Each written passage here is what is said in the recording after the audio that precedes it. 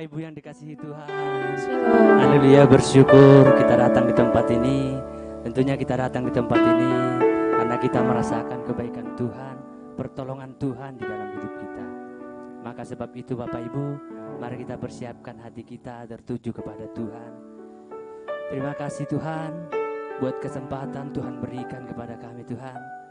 Kami ada sebagaimana karena kasih-Mu dalam hidup kami Tuhan. Ini yang menjadi kerinduan kami Tuhan. Kami mau meninggikan nama Tuhan, terlebih mendengarkan firman Tuhan. Kami yakin dan percaya hadirat-Mu nyata di tempat ini Tuhan. Terima kasih Bapa yang baik. Kami mulai ibadah kami dalam nama Tuhan Yesus. Haleluya, amin. Sekali lagi shalom. Shalom. Ada sukacita, amin. Amin. Haleluya. Mari saya undang bangkit berdiri Bapak Ibu.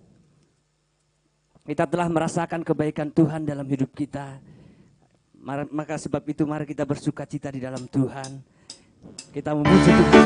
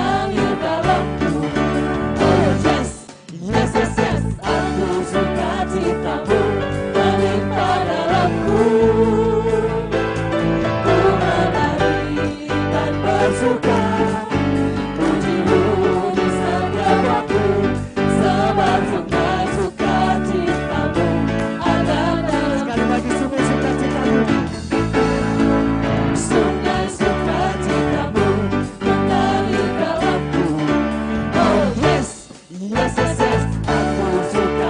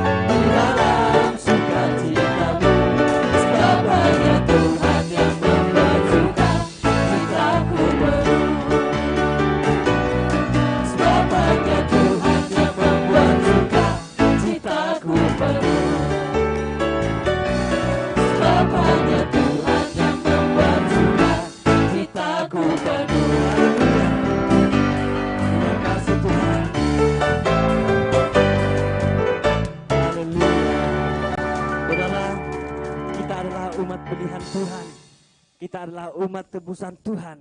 Maka sebab itu mari kita nyatakan kemuliaan Tuhan di dalam hidup kita. Kita masih bersukacita dalam Tuhan. Haleluya. Kita bersorak-sorai dalam Tuhan.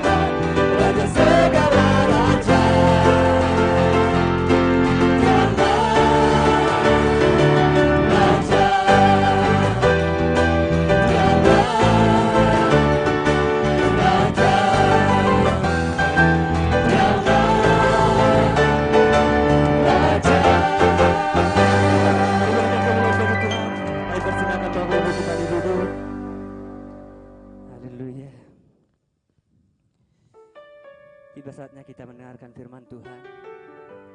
Mari kita siapkan hati dan pikiran kita tertuju kepada Tuhan. Kami berterima kasih Tuhan buat penyertaan Tuhan, buat kebaikan Tuhan dalam hidup kami Tuhan. Tuhan, kami mau persembahkan seluruh hidup kami untuk Tuhan. Kami mau memberikan yang terbaik untuk Tuhan. Ajari kami Tuhan untuk tetap setia di dalam Tuhan. Kebaikan-Mu Tuhan Yesus, kami tidak dapat membalas kebaikan-Mu Tuhan dalam hidup kami. Biarlah hidup kami ini Tuhan, kami dapat menyenangkan hati Tuhan. Yang menjadi kerinduan kami Tuhan, ajari kami Tuhan untuk menyenangkan hati Tuhan. Terima kasih Tuhan Yesus. Betapa hatiku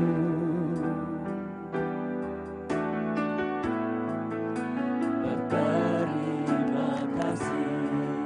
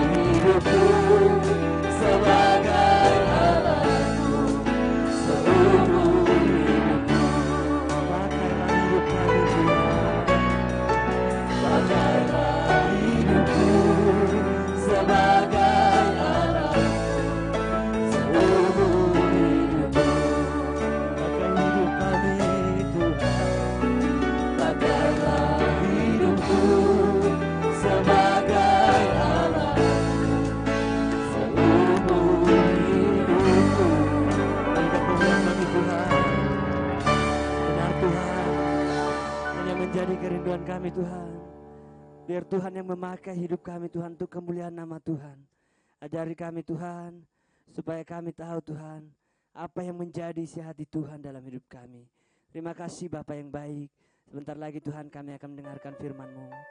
Tuhan berkati hamba-Mu Tuhan yang akan menyampaikan firman-Mu, supaya firman-Mu Tuhan dapat tertanam di dalam hidup kami. Dan firman-Mu Tuhan menjadi hidup di dalam hidup kami. Terima kasih Bapa yang baik. Kami sambut firman-Mu dalam nama Tuhan Yesus. Haleluya. Amin.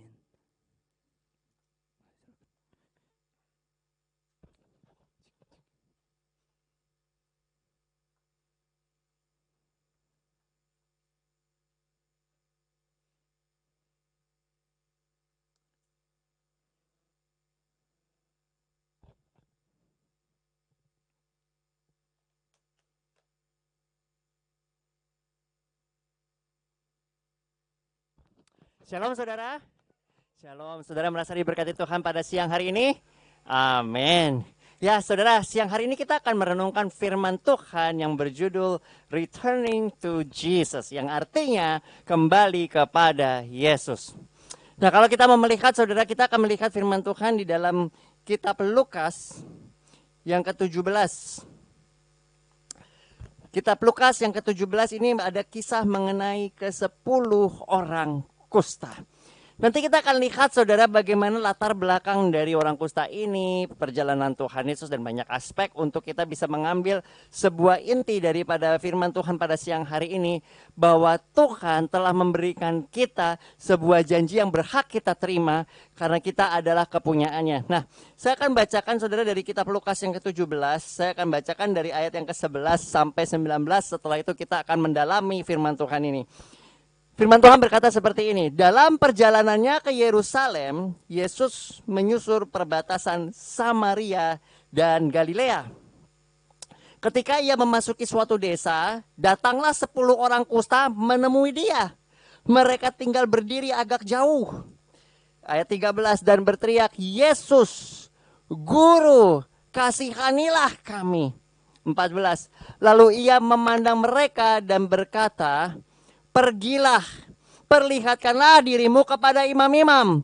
Dan sementara mereka di tengah jalan, mereka menjadi tahir.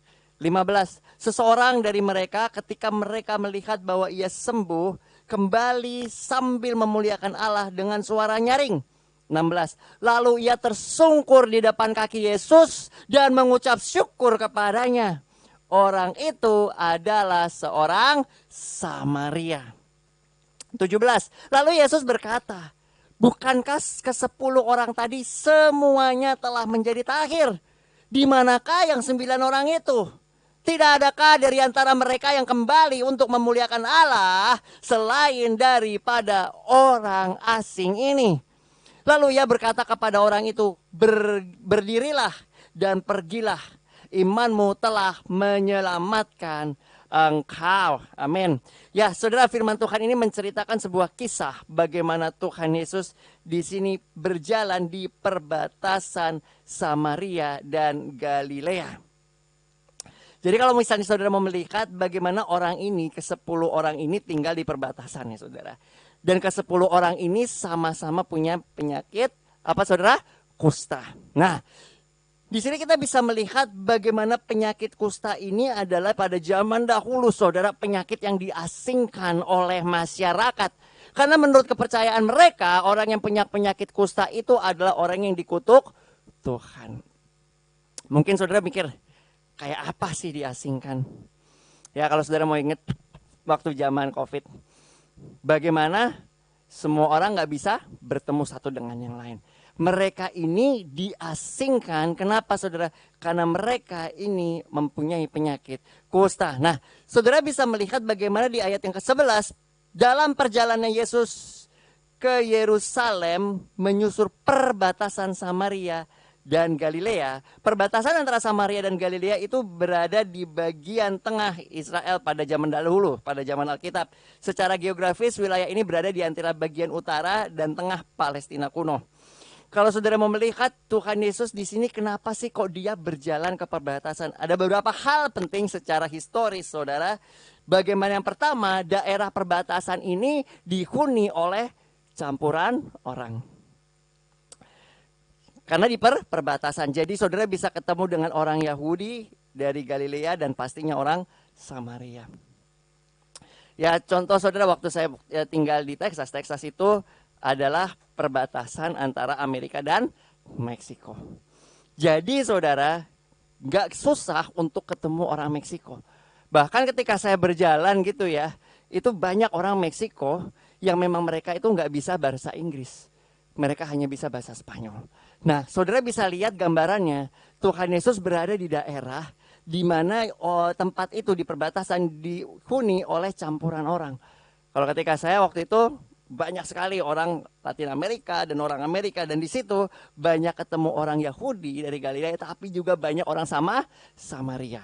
Yang kedua, saudara, kita bisa lihat bagaimana orang kusta itu, saudara, itu merupakan orang yang terasing. Kalau saudara lihat di dalam kitab Imamat 13, ayat ke-46, saudara, ini menceritakan bagaimana kehidupan orang-orang yang punya penyakit kusta.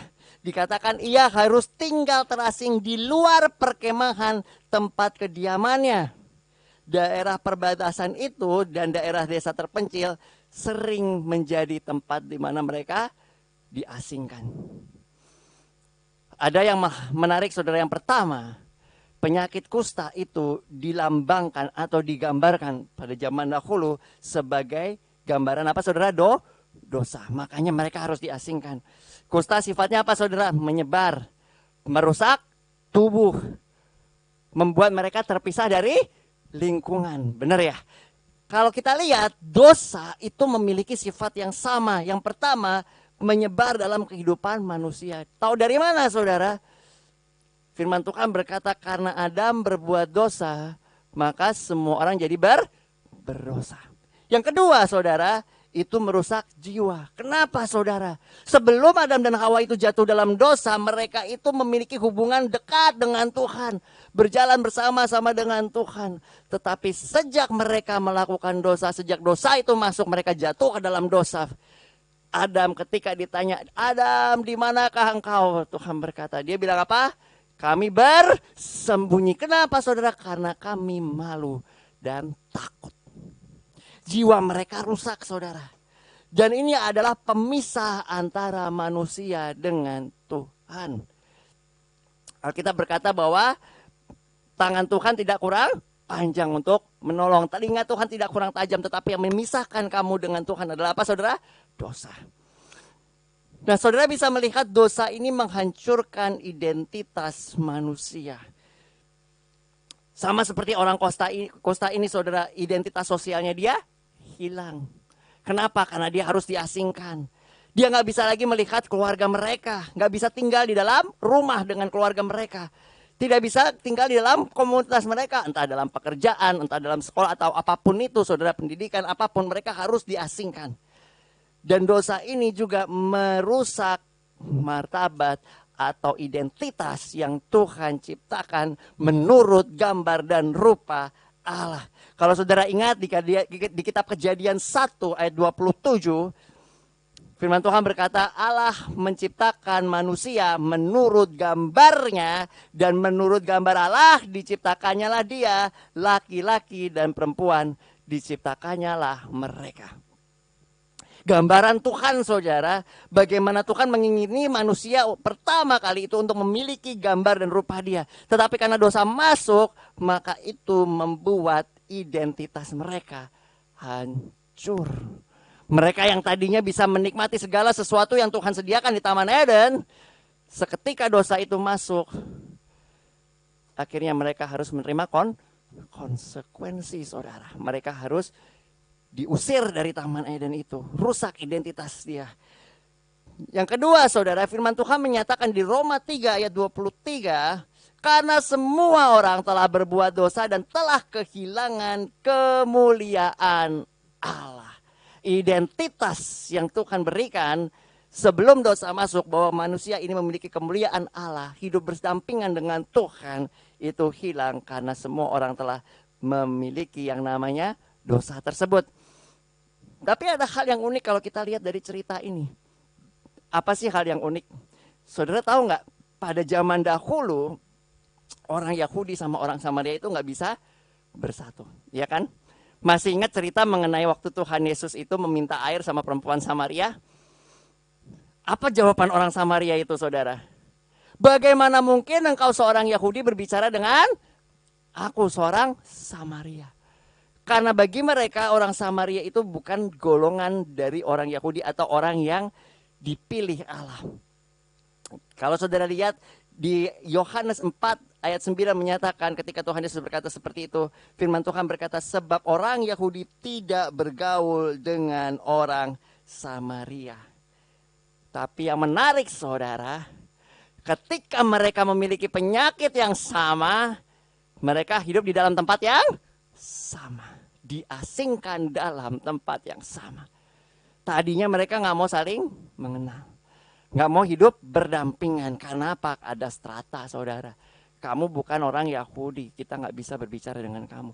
Tapi saudara lihat, ketika mereka memiliki kusta, dibuang di tempat yang sama. Firman Tuhan jelas menyatakan 10-10-nya, baik orang yang Yahudi maupun Samaria datang kepada, menjerit kepada Tuhan Yesus.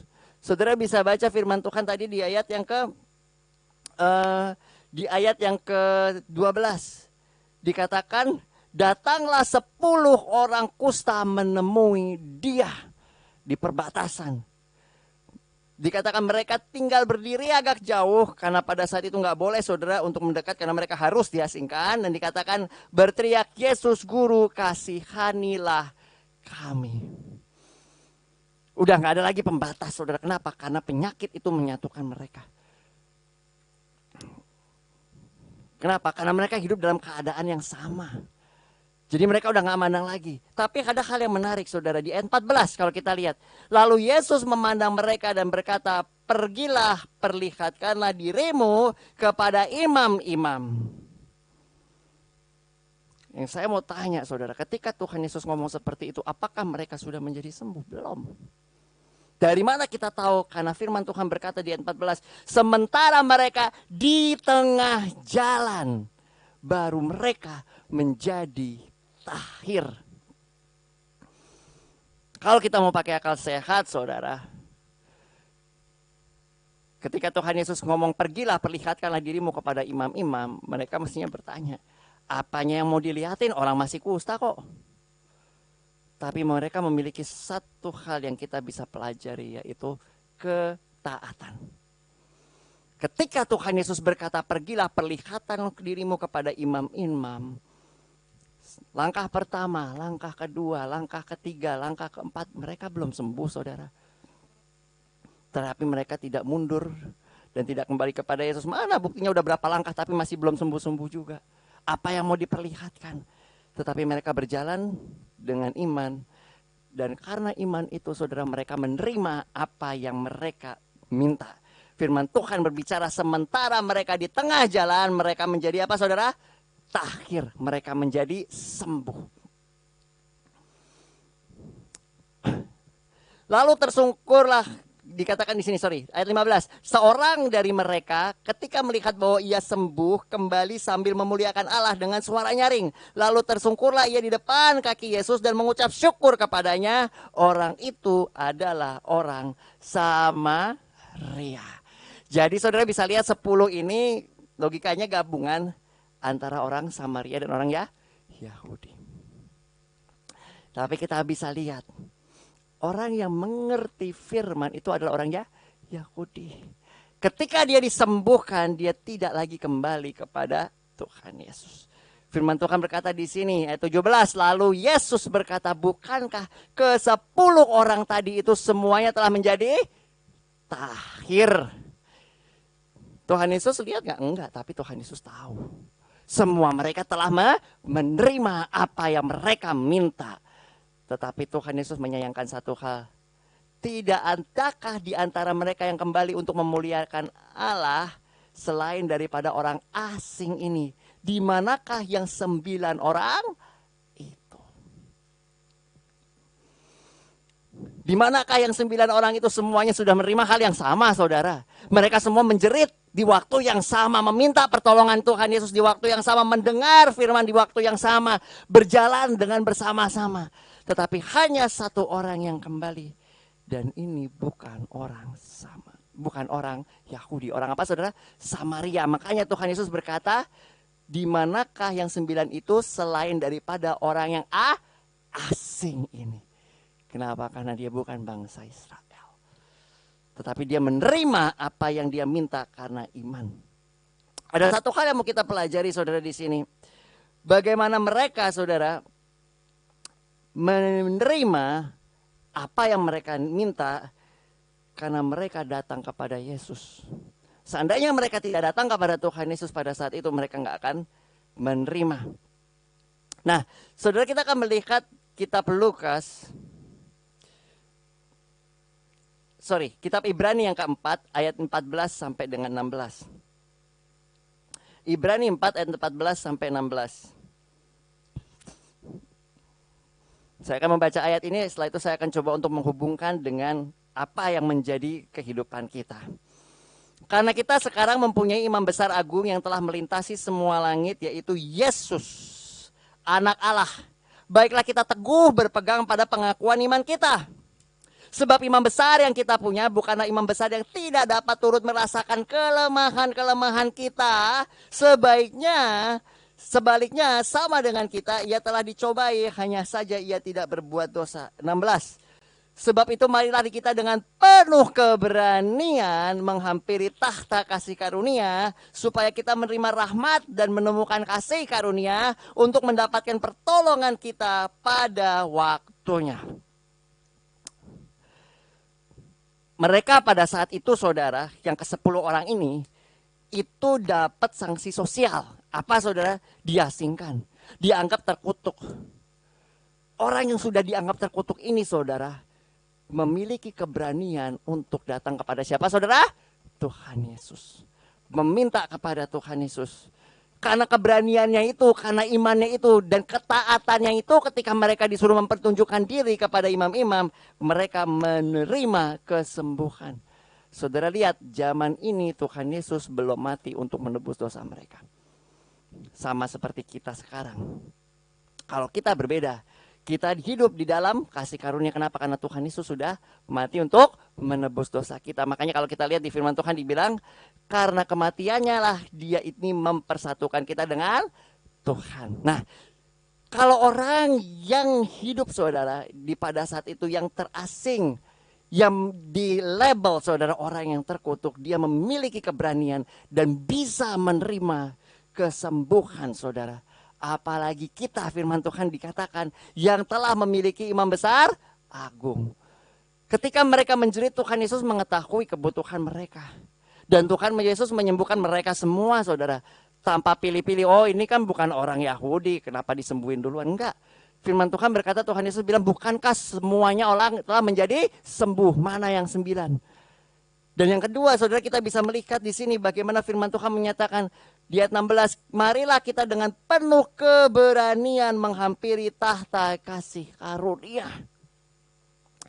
Kalau orang yang tadi yang label terkutuk aja bisa menerima, apalagi kita, saudara. Kita yang firman Tuhan bilang telah ditebus oleh darahnya, bukan dengan barang fana, bukan dengan emas, bukan dengan perak, tetapi dengan darahnya sendiri ia menebus kita. Dan iman yang sejati ini, saudara, melibatkan apa, saudara? Ketaatan. Saudara bisa lihat tadi di Lukas 17 dan 14. Pergilah, perlihatkanlah dirimu kepada imam-imam dan mereka mentaatinya. Sementara mereka di tengah jalan, mereka menerima kesembuhan. Tindakan iman ini, saudara, membawa mujizat. Dan mujizat ini terjadi dalam perjalanan ketaatan mereka. Dan dalam kehidupan kita, saudara, firman Tuhan menyatakan bahwa kita ini telah ditebus oleh darah Tuhan. Tadi, saudara, sebelum kita ini mengenal Tuhan, firman Tuhan menyatakan bahwa kita ini sudah rusak identitasnya. Oleh apa, saudara? Oleh dosa. Dan kita hidup di bawah kutuk. Tetapi firman Tuhan berkata bahwa Kristus yang tidak mengenal dosa dijadikan dosa supaya kita yang berdosa itu bisa menerima pengampunan. Dan bisa diangkat untuk menjadi apa, saudara? Bagian dalam kerajaannya. Makanya kalau saudara lihat firman Tuhan berkata apa? Sebab kita semua telah didudukkan bersama-sama dengan Kristus dalam kerajaan sorga. Pada siang hari ini, saudara, Tuhan mau mengingatkan bahwa sama seperti satu orang tadi, saudara, yang kembali kepada Kristus. Setelah dia menerima apa yang dia butuhkan, dia tersungkur di hadapan Tuhan mengucap syukur. Dan apa yang Tuhan Yesus katakan, saudara? Kalau saudara baca di ayat yang ke-19. Lalu Yesus berkata kepada orang itu, berdirilah dan pergilah. Imanmu telah menyelamatkan engkau. Dia gak hanya menerima kesembuhan, saudara. Dia menerima keselamatan dari iman yang dia miliki. Kalau orang kusta, orang perempuan, orang Samaria ini saudara, bisa menerima kesembuhan, belas kasihan Tuhan, keselamatan daripada Tuhan. Terlebih lagi kita saudara yang sudah berada di dalam Kristus. Yang firman Tuhan dibilang kamu adalah bangsa yang kudus, imamat yang rajani, umat kepunyaan Allah.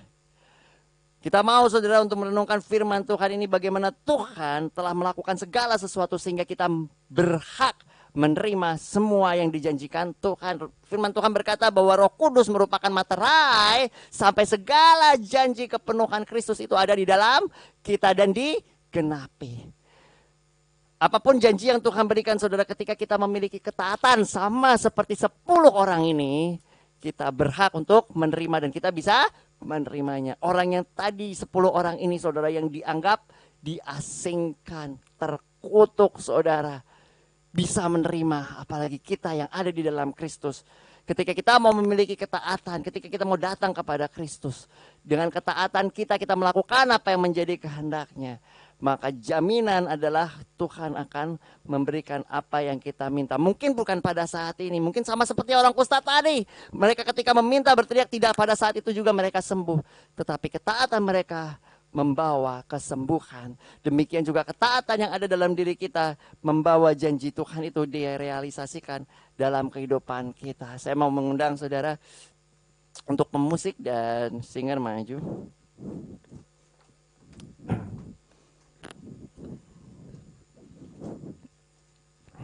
Kami bersyukur Tuhan atas firman-Mu. Kami bersyukur Tuhan, firman-Mu meneguhkan kami Tuhan bahwa kami merupakan manusia yang baru Tuhan. Dan sama seperti Engkau memperkatakan firman-Mu Tuhan, Engkau menyembuhkan mereka. Demikian kami Tuhan mau hidup dalam ketaatan sama seperti mereka melakukan apa yang menjadi kehendak-Mu. Biarlah firman-Mu menjadi pedoman dalam kehidupan kami, pelita dan terang dalam hidup kami ya Tuhan, supaya kami bisa mengerti apa yang telah Engkau rencanakan dalam kehidupan kami. Engkau yang berkata, aku mengetahui rancangan atau rencana apa yang aku miliki mengenai kamu. Demikianlah firman Tuhan, rencana untuk mendatangkan damai sejahtera dan bukan rencana kecelakaan, untuk memberikan masa depan yang penuh dengan pengharapan. Orang yang kusta ini tidak memiliki pengharapan dan menjerit kepada Engkau, dan Engkau memberikan apa yang mereka butuhkan. Demikian kami Tuhan, pengharapan kami ada di dalam Engkau, karena Engkau Allah yang hidup, Engkau Allah yang sama dulu, sekarang, sampai selama-lamanya. Kami percaya Tuhan bahwa ketika kami memiliki Engkau, kami memiliki pengharapan yang baru, karena Engkau telah membuktikan bahwa Engkau bangkit dari antara kematian. Dan oleh karena Engkau, kami memiliki kehidupan yang baru dan pengharapan yang baru. Sebab Dia hidup,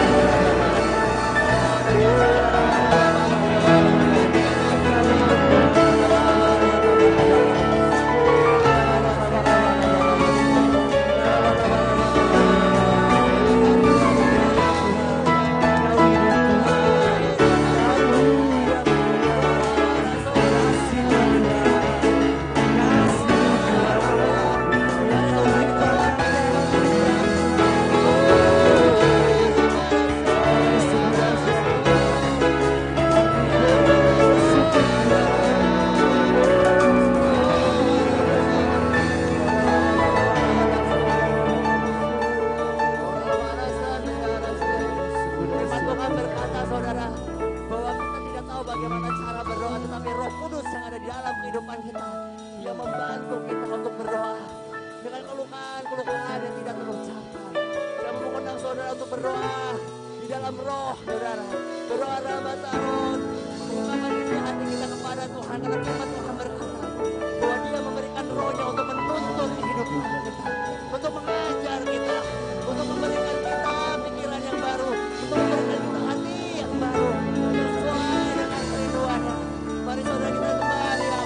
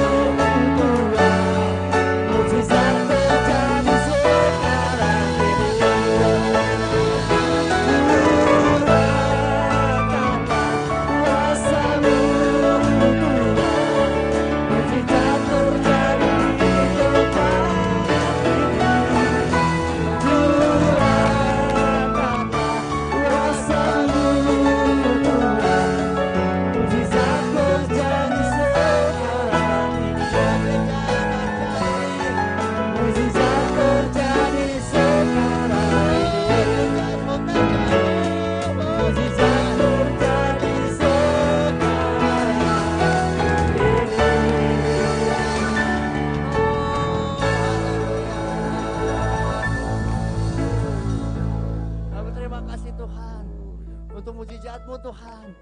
Karena kami percaya Tuhan, bukan apa yang kami lihat dengan mata yang kami percayai, tetapi apa yang menjadi perkataan-Mu. Karena situasi bisa berubah, tetapi perkataan-Mu tinggal tetap. Firman-Mu yang berkata, Tuhan, langit dan bumi akan lenyap, tetapi perkataan-Ku akan tinggal tetap. Terima kasih Tuhan, biarlah firman-Mu bertumbuh dalam kehidupan kami, menjadi makanan rohani dalam kehidupan kami. Dan Roh Kudus-Mu Tuhan, yang terus Tuhan mengajar kami akan kebenaran firman-Mu. Di dalam nama Tuhan Yesus Kristus kami berdoa dan mengucap syukur. Haleluya. Amin.